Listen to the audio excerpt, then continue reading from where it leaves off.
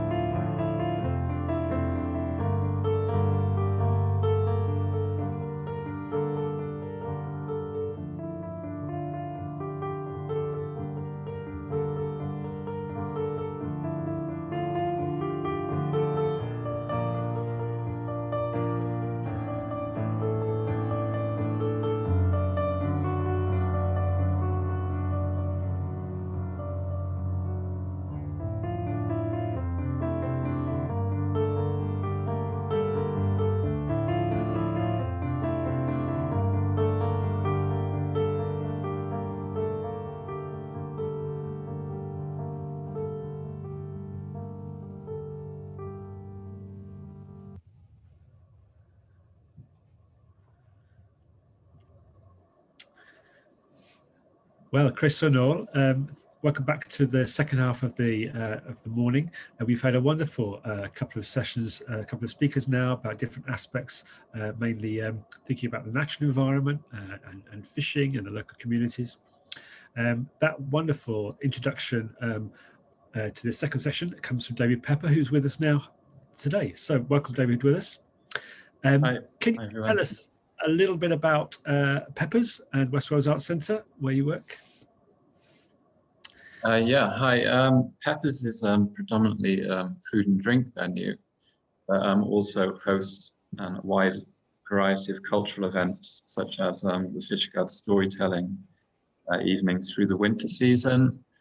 We're also one of the key venues for the Abajaz Festival, which last week hosted a live stream festival for the first time, which had over 3,000 views from around the world. So it's been great to kind of adapt over the last year and try and connect online, which is really exciting, I think, for areas like Fishguard in the future, where you can kind of reach out to wider audiences. It's a really impressive number of visitors you've had. But Abajaz, for those that don't know, Abajaz has got quite a long history, and it's been going for a long time, isn't it?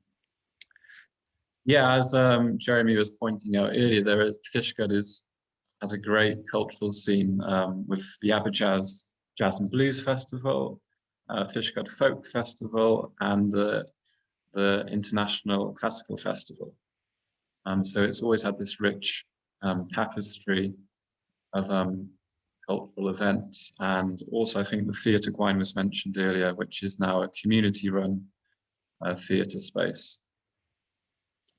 Okay, and you are one of these wonderful musicians in Pembrokeshire. Do you want to tell us a little bit about the journey that you went on when you went living away from Pembrokeshire and that's brought you back again?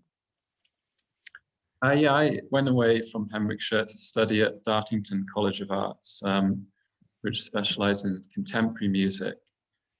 And one of the really fascinating modules that we looked into there was site-specific work. So you were looking to create music inspired by your environment, and also like not just being inspired, but also performing outdoors, creating compositions which are linked with the heritage and landscape of an area, and then also performing in new and imaginative ways to capture that. I then went on to live and work in Reykjavik in Iceland, another fascinating port, and just got further inspired by geology and landscape. And I moved back here around 6 years ago and just looked more closely, I guess, at what we have on our doorstep, which is so much. And especially within the last year where things have changed for everyone, I've had more time to write music and be inspired all over again, really, and create this music that I'm recorded earlier this year to be released and shared with everyone. Okay, Aoife, can you play the next little segment, which just tells us a little bit more about this new piece of work that you've been doing? See if this one works this time.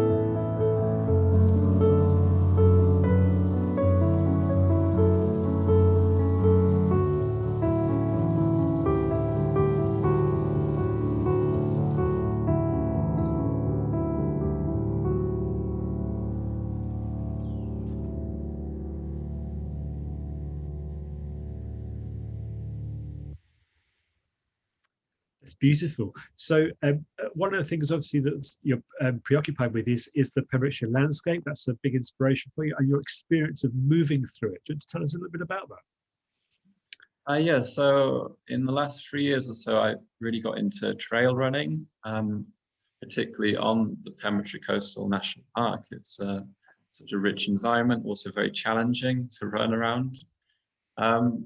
And as you saw in that clip, that was Avon Gwaun, or the River Gwaun, in the old town of Lower Town.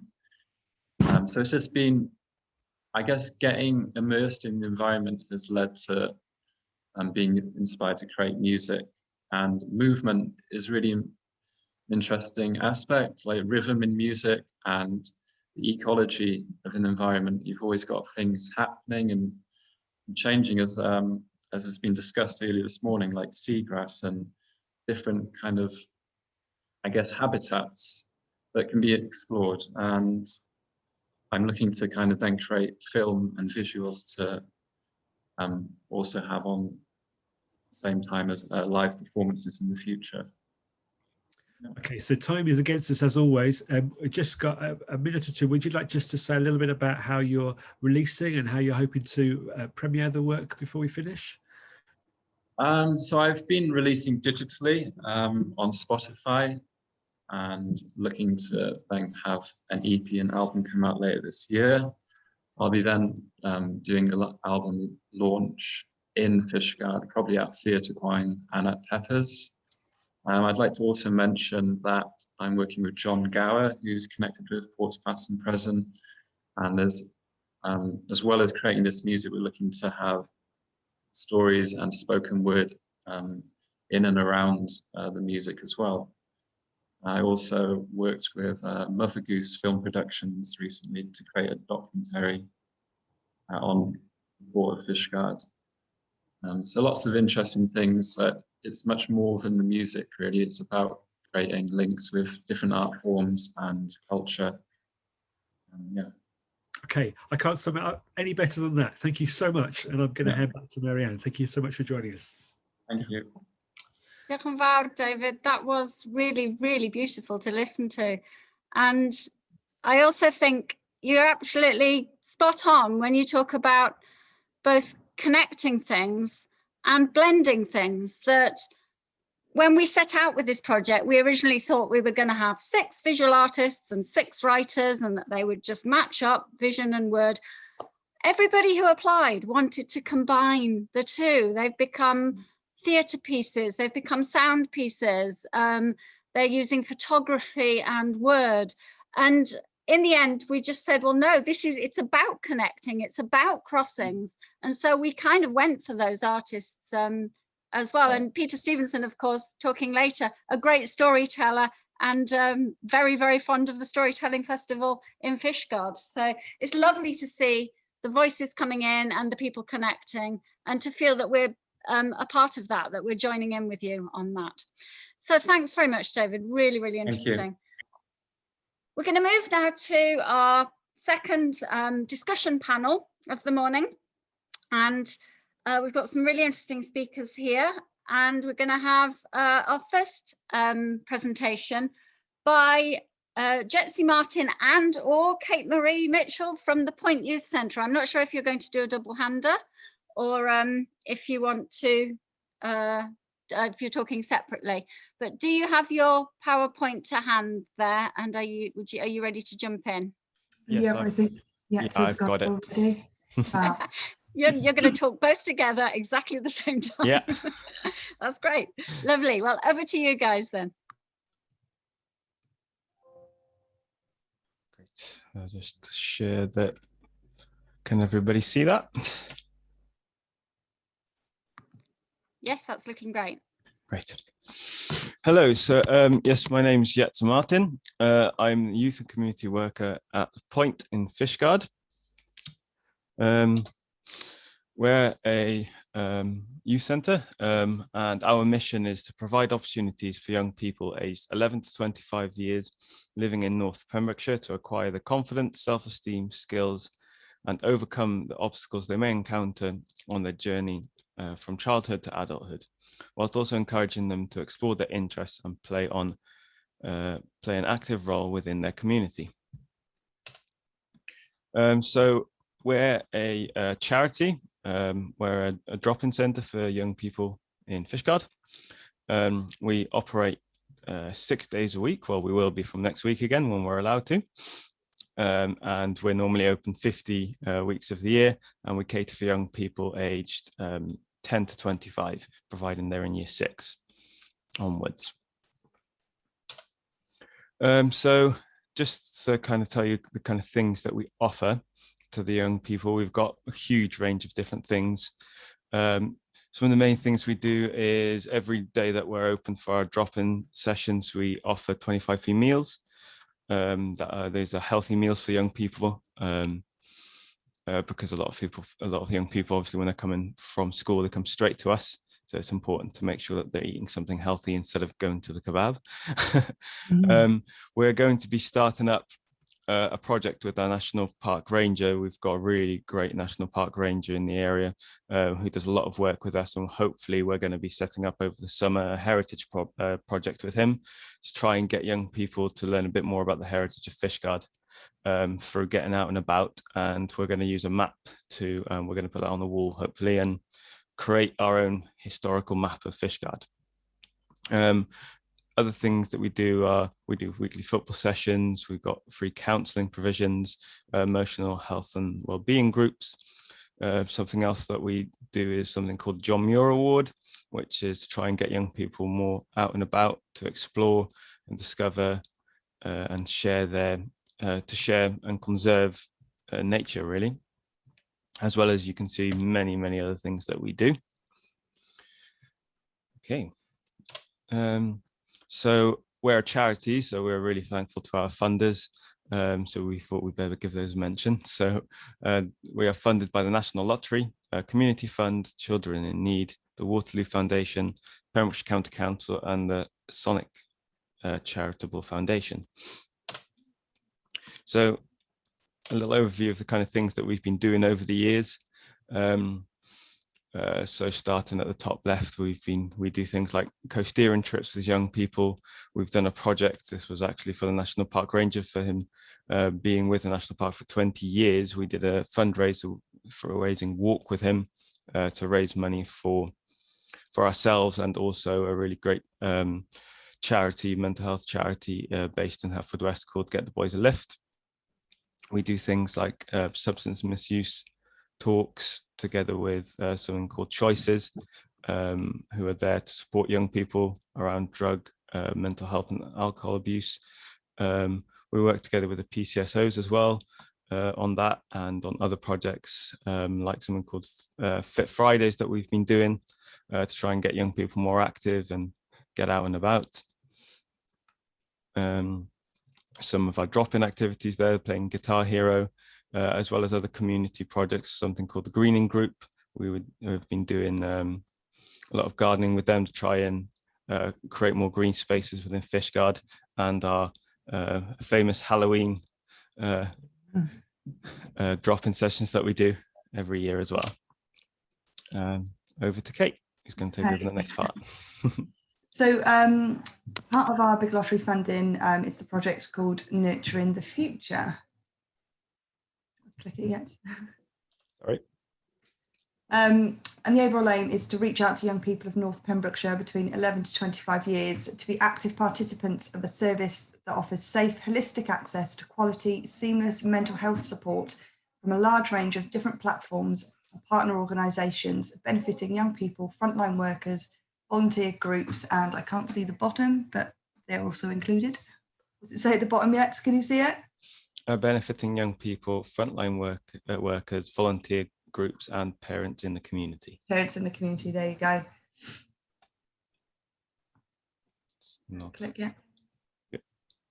One of the other projects that we run is the Mind Matters group, which is all about supporting young people with low-level mental health concerns, and we're really delighted to be offering this online and now in person with Goodwick School, which we'll be starting next week with their Year 6 pupils, and that will be focusing on resilience and also transition into high school. So we're really excited for that to start. So with Nurturing the Future, what we hope to achieve over the next 3 years is for 200 young people to report an improvement in their mental and emotional health, for 300 young people to feel more confident, resilient and healthy. 180 community members will feel better equipped to support young people with their emotional and mental health, and for 90 older and 90 younger people to report an increase in the understanding of different generations. Another new service that we offer is a counselling service for young people aged 11 to 25 with a trained counsellor, and this is services offered 2 days a week, and it's a really fantastic addition to the already amazing stuff that we do, because it's a service that is really, really needed for young people in the area.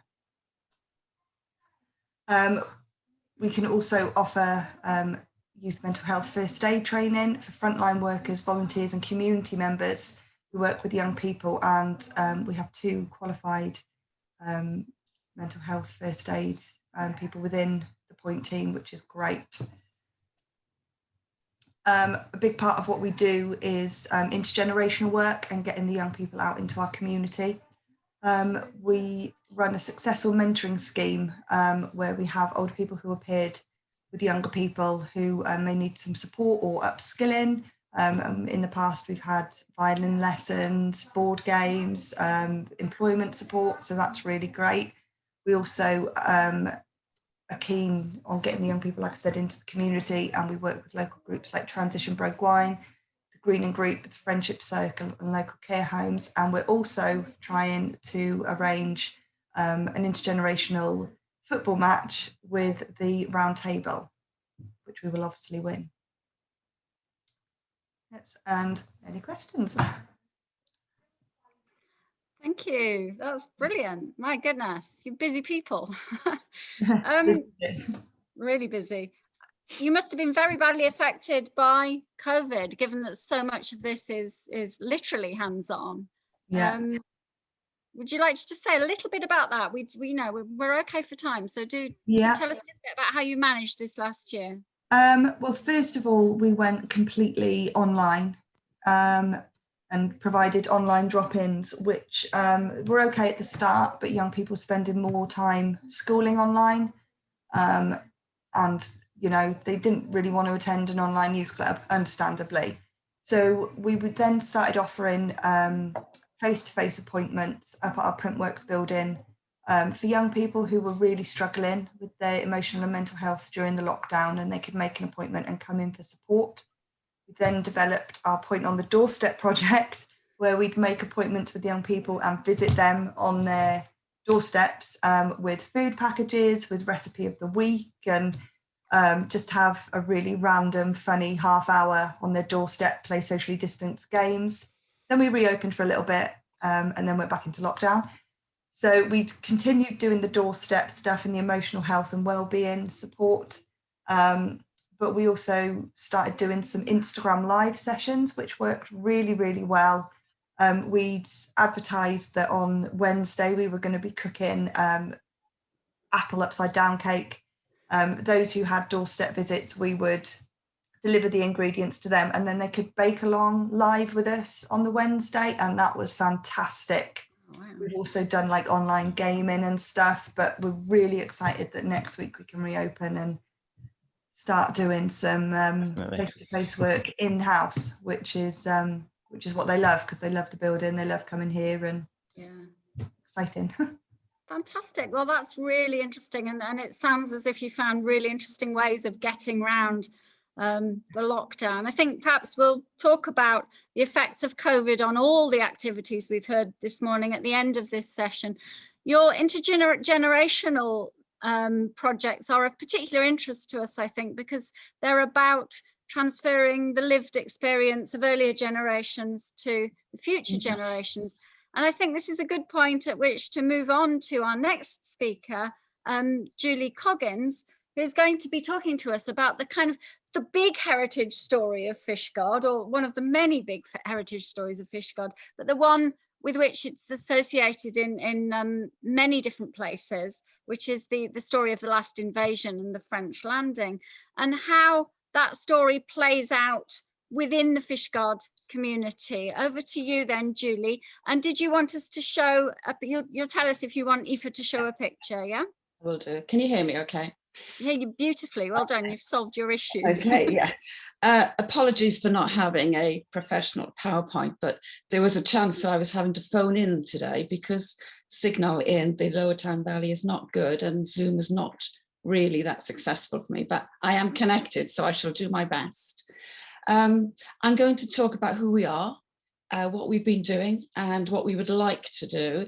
So it's a bit about the news of our charity, the news of our celebrations coming up next year, but also share a vision of what we believe Fishguard and Goodwich should have for its last invasion history.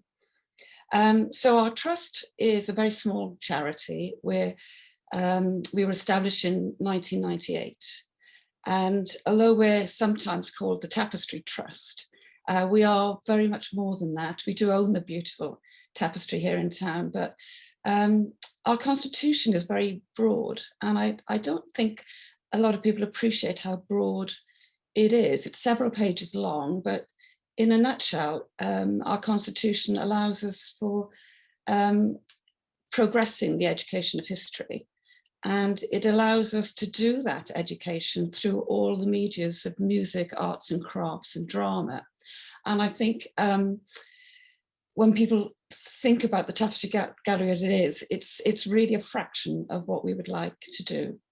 We're 12 trustees at the moment, all from various professional backgrounds. And judging by the pictures I'm seeing, I think you've got 4 trustees at the meeting, so that's great to see. We did have the plans for a last invasion centre 20 odd years ago, but it didn't materialise. But we have really never forgotten the vision of having a centre. We are called the Invasion Centre. But for now, we've got the gallery in town. We welcome 17,000 visitors pre-COVID to it, and we are able to show a small collection of last invasion items. We also have a fantastic group of volunteers who support the trust hugely, especially when we have cruise passengers arriving, obviously not last year and this year, but next year we will welcome them back. So next year, 2022, is the 225th anniversary of the last invasion of mainland Britain. We're very proud of this unique history. And some of you would have seen over the last few years, obviously not this year, that we've reintroduced the parades in February as marking the anniversary. We've had a committee, a steering group committee, tasked with planning for 2022 since 2017.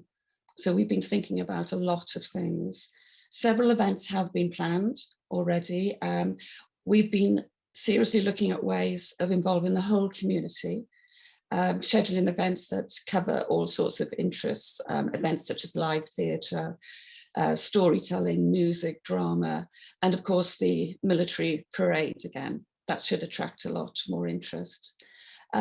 We also want to make sure that we are supporting local historical societies and the artistic community. We've heard already today what an artistic county this is, and we really do want to support that.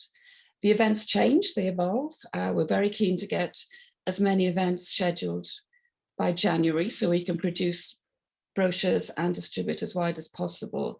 But we really would, as a trust, we really would appreciate a lot more help with online presence and social media presence so we can update the event information as the year goes on.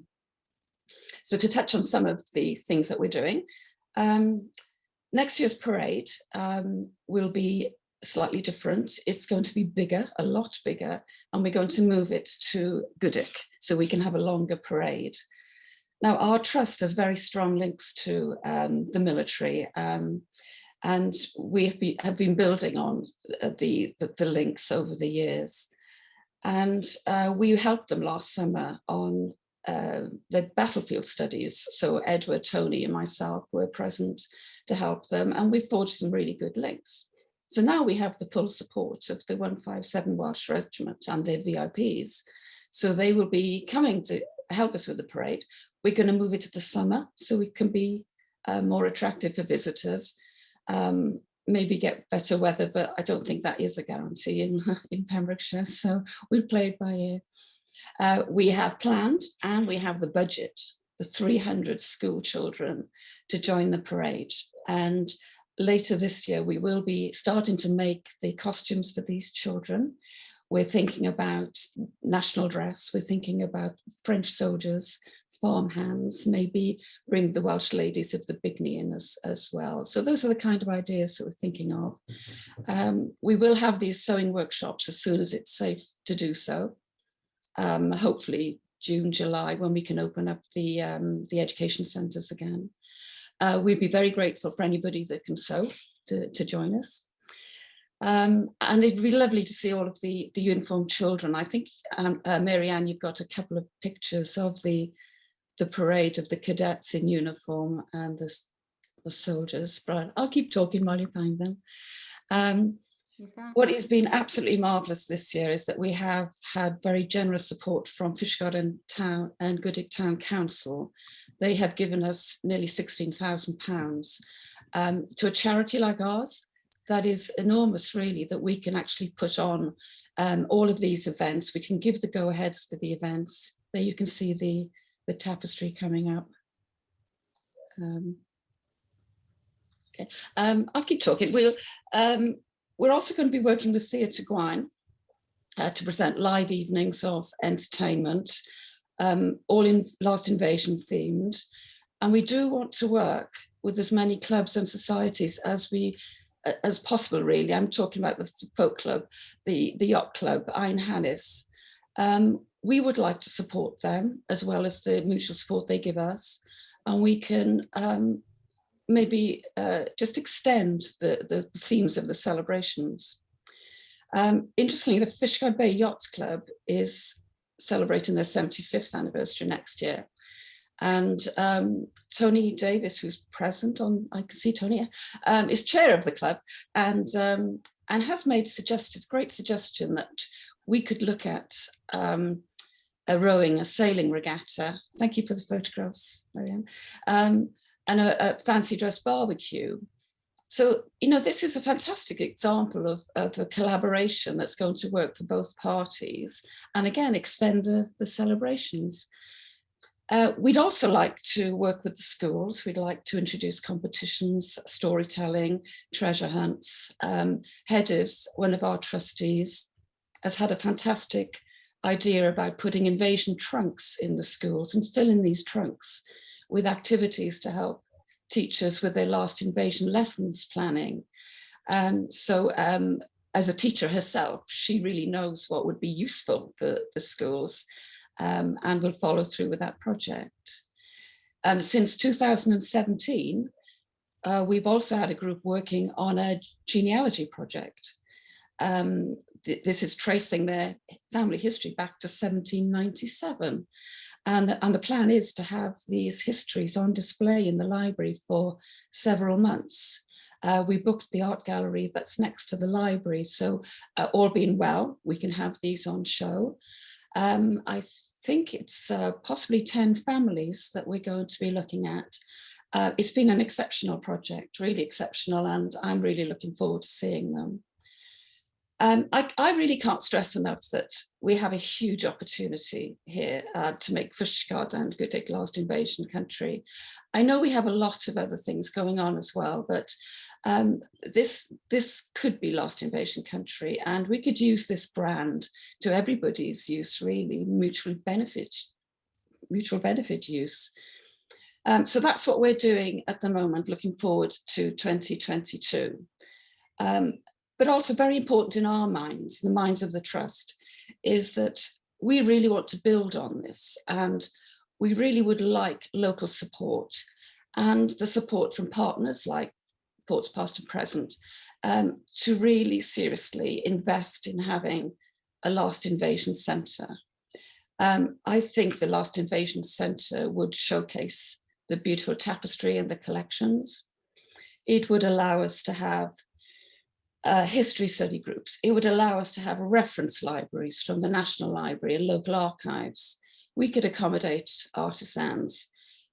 We could invite school children in their projects, supply visitors to the area with really great information.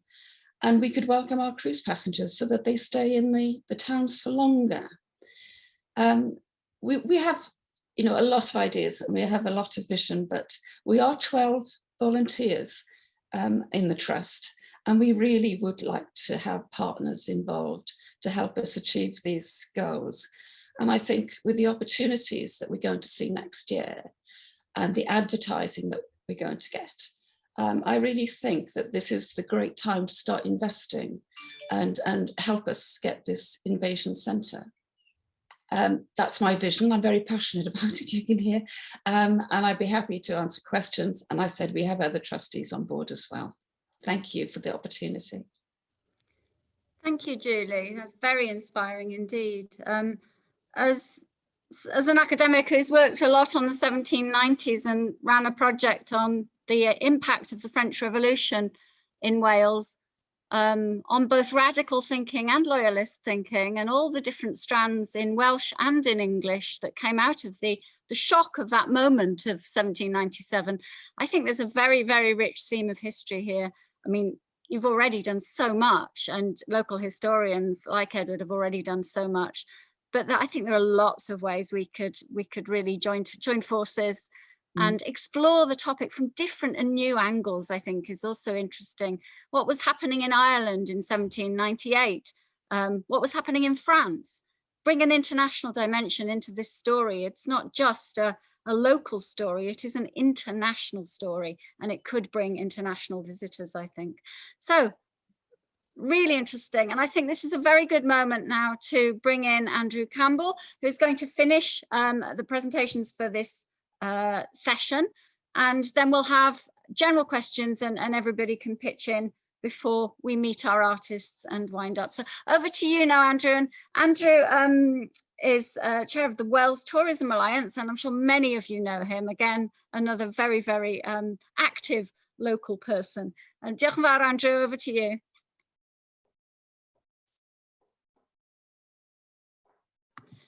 You might need to unmute yourself. Thank you, gosh.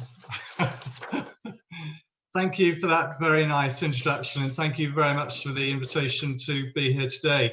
I've got the short straw. How do I follow all these amazing speakers? Thank you very much, Marianne. I shall remember that. First of all, apologies. There's going to be no PowerPoint from me. I'm just going to talk. So there we go. I dare to be different. I am chair of the Wales Tourism Alliance. I won't bore you because I'm on limited time with regard to getting stuff across. But it is a kind of a macro national involvement that I have with regard to representing the interests of businesses across Wales to Welsh Government.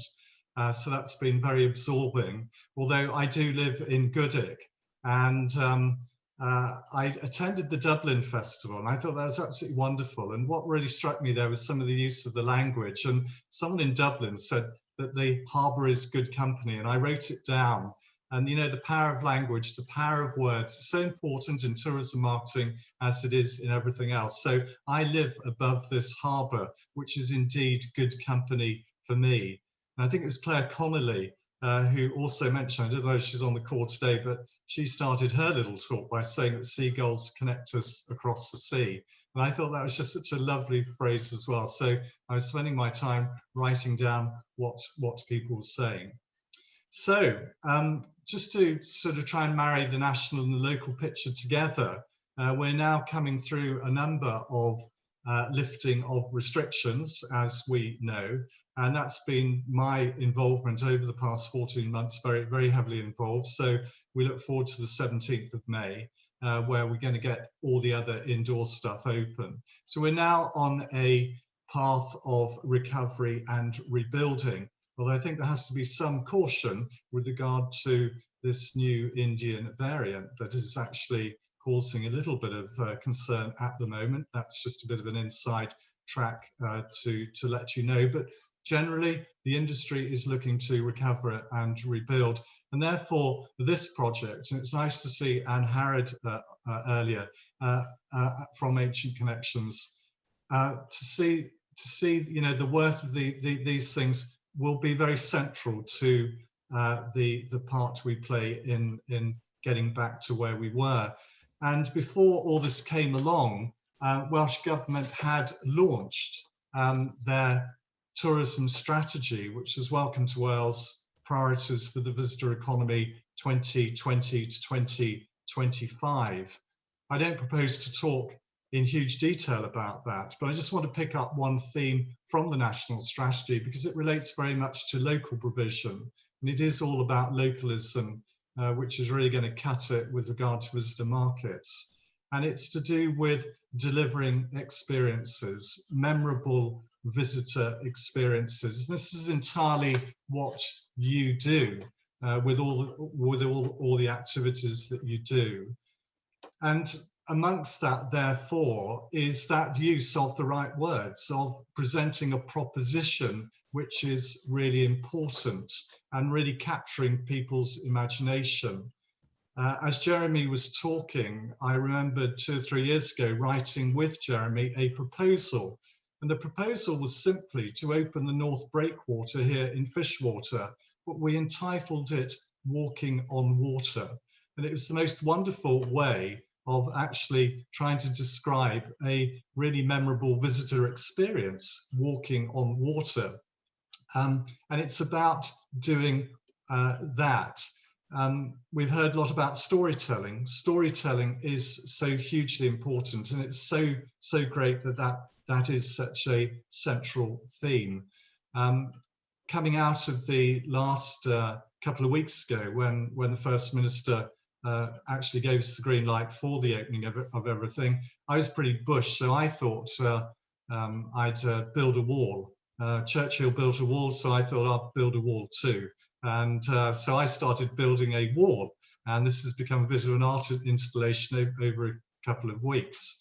There is a purpose to the story, because people are thinking, I haven't come on this conference call to hear about Andrew Campbell's wall, but there is a relevance to what I'm going to say. So I'm putting this wall together, and one of the things where I live, I have people walking by my house all the time. So it's just amazing how many wall experts there are who walk by my house who proffer advice about how to build walls and what I'm doing right and what I'm doing wrong, which is all very, very amusing. And on top of one part of the wall that I've built, I've put a fire brick. And this is a fire brick which has Glenn Boyd written on it. And I can see Edward Perkins in the picture, and I know he's an eminent historian. So when I mention Glenn Boyd to him, he probably knows exactly what I'm talking about. Can I see a nod from Edward? Sorry. No, okay, that's fine. Carry on. I'm going to tell the story of the Glenn Boyd brickworks, because the Glenn Boyd brickworks was world famous brickworks, and it's situated in Lanarkshire. It no longer exists, but during the heyday of the Industrial Revolution, it was churning out fire bricks to go all over the world. The fire bricks were the best bricks, reputedly, to withstand heat in the furnaces that really fired the Industrial Revolution. Absolutely fantastic things. So rather like Copperopolis in Swansea, these bricks were going all over the world. And anyway, and I'm telling this to these people who are walking by my house, okay? So you're getting the story. So I'm fed up of having the advice. So I'm telling them about, do you know about the Glenn Boyd brick? And I'm getting a few blank expressions, so I'm telling the story. And I then go on to say, well, back in 1890, there was a shipment of Glenn Boyd bricks that was leaving the Clyde from Greenock. And there's a connection for me because your heritage, Marianne, is Cornwall, mine is west coast of Scotland in Greenock, and my people were seafaring people on that western coast of Scotland.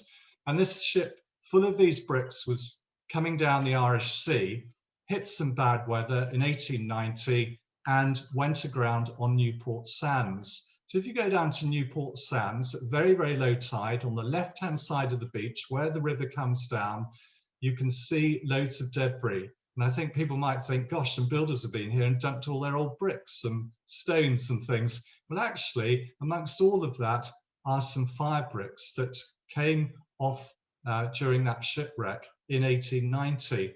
And I tell that story because a lot of people around here obviously go walking on Newport Beach, but it's like providing a motivation and telling a story and actually giving that proposition, which is important about discovery. It's about understanding. It's about having a sense of place. And all that sort of stuff is really important. Visit Wales are keen to provide memorable experiences, but it isn't just about jumping off cliffs or cycling along cycle paths or hitting golf balls. It is really about discovery and self-discovery. It's about exploration. And all the wonderful projects that we've heard about this morning are all about that. And it's about being creative with the language to provide the proposition so that people will engage. It is so closely linked to interpretation. And it's about bringing all that together. As you mentioned right at the outset, Marianne, part of the reason for these projects is to increase tourism, particularly during those shoulder months. And this is where we've got to translate all that good work into a more commercial aspect, using this creative language, which will give us leverage to increase traffic to both this part of the world and also to Ireland. I think by my watch, I'm just about out of time. So I just wanted to say that this project can make and will make a difference. It is making a difference. And we just need to try and link it back to the national strategy, which will really, really help all the activities here launch better than it, well, to the best way possible. So that's me. Thank you very much. Diolch, Andrew. Thank you very much indeed. And that's a lovely way of pulling together many of the strands that we've heard about in the discussions today. Thank you. And your story about the bricks on the beach reminds me of its equal and opposite number on Rosslare Strand, where bits of shipwrecked pot still wash up as the Cheneys or the Shanies. And there's some lovely stories about people collecting those as a way of thinking about the past and bringing the past in, a little bit of the past into their living rooms, and tourists going looking for them as well. So yeah, those sea stories and those wreck stories can actually impact on our lives today in those ways. Or wonderful. Maybe not living room, but top of wall. Yeah, or top of all.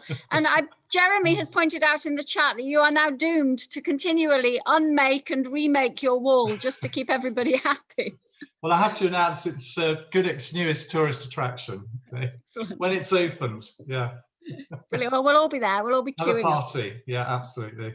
Thank you. Wonderful. Thanks, everyone. That's Bye. okay. So what I'd like to do now for the next 15 minutes, we have, well, 10 minutes, say, to pull together some questions. I'm going to go over to Liz and see if there's anything particular come up in the chat that you would like to flag up there, Liz. And then if people want to just jump in and talk, that's also fine as well. But we'll start with things via Liz. So we had a question in the chat earlier on from Ian, which was about early fishing. So I don't know if anybody here can speak to that. Early fishing in Fishguard, and when did fishing become a thing? I don't know if anybody particularly knows anything about that. We don't have questions as such beyond that. We've got a couple of comments that are really worth highlighting in case anyone's not seen them in the chat. For Julie in the Last Invasion Trust, we've got Jackie, who is kind of offering tourism students from UWTSD to get involved with the Last Invasion activities, which would be wonderful. And Elizabeth Shotton, hi. A new project which is a collaboration between Cardiff University and UCD in Dublin called Harbour View, which sounds amazing. It's about running seminars and workshops on documenting the physical structure at small local harbours. So that could include the old quay at Fishguard. I'm guessing perhaps it could, for a future Portfest, include Pembroke Dock, maybe. But that definitely sounds like something. I'm sure lots of us here have loads of overlapping common interests there. So we'll definitely follow that up. Thank you for posting that. Jeremy raised a hand. Jeremy, do you want to jump in here?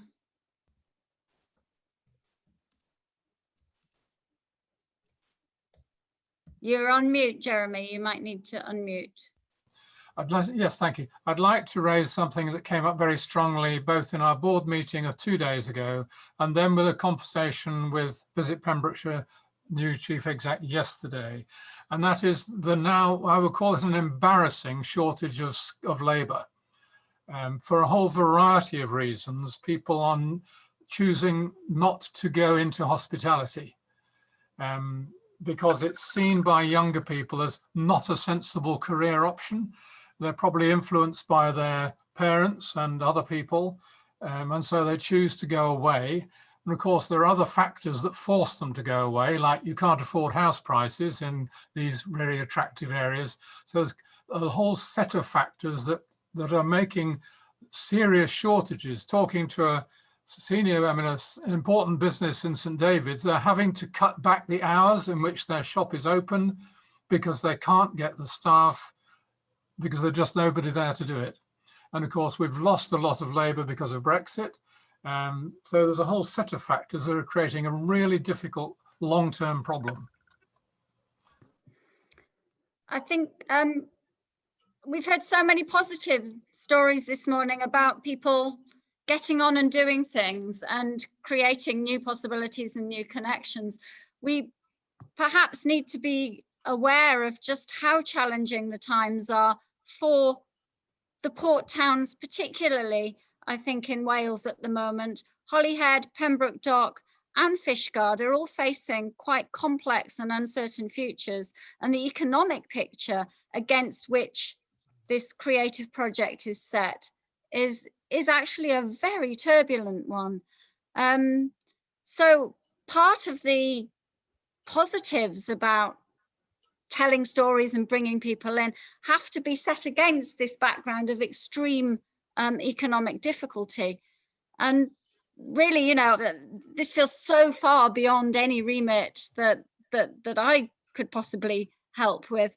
But I suppose what's been encouraging today is to feel that, in a sense, all these are bits of a mosaic and could make a difference by bringing sort of brightness and light and stories, attractive things too. Yeah, can I come back again then? Because the positives that your project and of course Ancient Connections Project 2 are bringing, hopefully can be woven together to get the message across to young people that actually tourism is a great business to get into.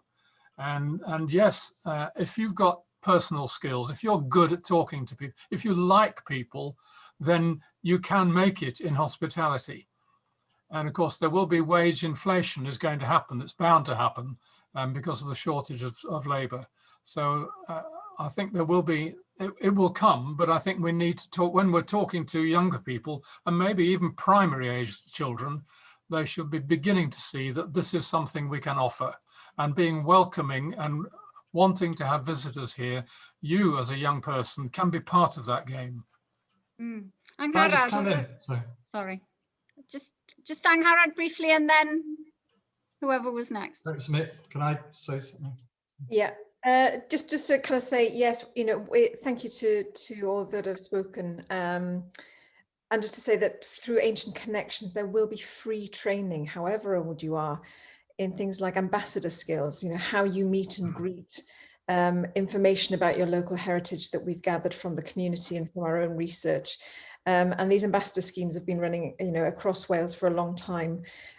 So that's, a really good set of skills. It'll take 2 days for a young person to train up, and they'll have those skills, which makes them much more marketable to the industry and gives them a real good first step, whether they go into bar work or whether they go into directly into the hospitality trade. It all helps. Brilliant. Well, that's really good and very timely. Thank you, Angharad. Apparently there are 2 raised hands, but my screen isn't showing me whom. So Andrew wants to jump in there. Yeah, Andrew? It's just an aside, really. It's good to hear what Angharad's saying there. It's just an aside, and it's just registering the huge disappointment with the ministerial reshuffle. I'm sorry to be getting a little off message, but we had a tourism minister in the reshuffle. We don't have a tourism minister, and it is related because it brings a focus onto what's important. We have a climate change minister, quite rightly. We have a minister for mental health, quite rightly, because these are important things, and tourism is important to our national economy, and they've taken it out. So we are raging about that at the moment because it doesn't help the cause to attract people to come and work in our industry, particularly young people. So I just urge people to register their displeasure about that, because it just helps a little, I think. Thank you. Thank you. Are there any other?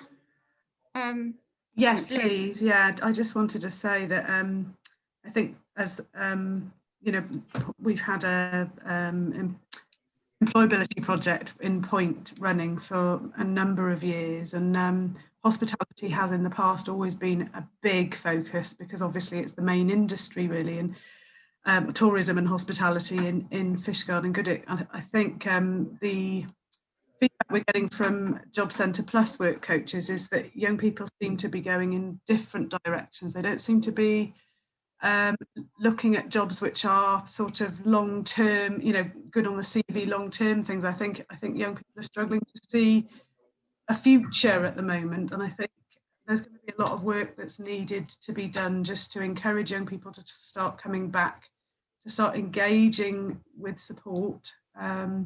It will be a case of addressing young people's emotional and mental health needs first. I think there's a lot of anxiety about going back into work after such a long period of time being isolated. I think that's not just young people, I think that's people.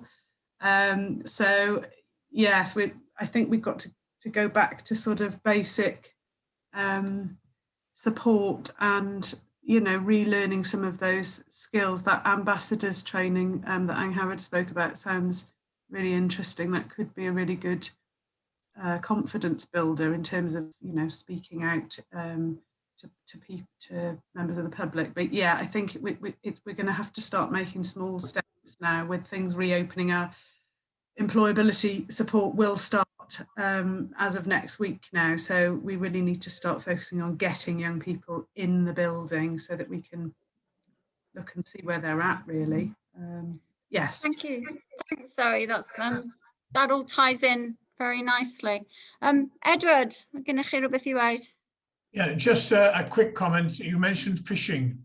If members would like to look up George Owen, 1600 odd, and Richard Fenton, you'll find a lot of reference to North Pembrokeshire fishing. And from memory, in George Owen, you've got a full list of all the fish that he knew of. and it's about 20 or 30 long. And Richard Fenton's grandfather, whose name was Lewis and lived in Manor Owen, was fined a large amount of money for exporting too many mackerel out of Lower Town.